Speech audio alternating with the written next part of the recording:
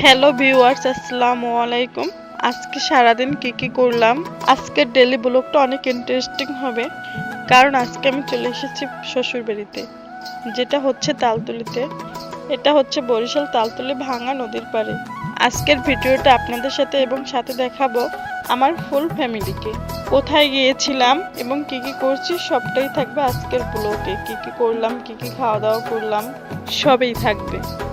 তো আজকে বিকেলে আমরা সবাই মিলে রওনা দিয়ে দিলাম বরিশাল তালতলি নদীর পাড়ের দিকে। আমার ফ্যামিলি মেম্বার্স তো মূলত সারা বিকেল আমরা সবাই একসাথে থাকবো, ঘুরবো, এক কথায় সবাই একসাথে মিট করব।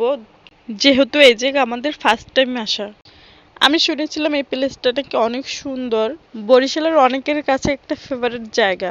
সত্যিই অনেক সুন্দর একটা পরিবেশ ছিল। কিন্তু আমরা এদিন গেছিলাম বৈশাখের দিন, যেহেতু প্রচুর লোকজন ছিল, তার জন্য আমার মেয়ে একটু কান্নাকাটি করছিল। কারণ আমার মেয়ে অনেক মানুষজন দেখতে পারে না। তারপরে এই তো তার বাবা তাকে কান্না থামানোর জন্য একটু চেষ্টা চালিয়ে যাচ্ছে। আমাদের ঘোরাফেরা করতে করতে ক্ষুধা লেগে যায়। তারপর আমরা সবাই মিলে এক জায়গায় বসলাম আর কি খাওয়া যায় সেটা প্ল্যান করতেছিলাম।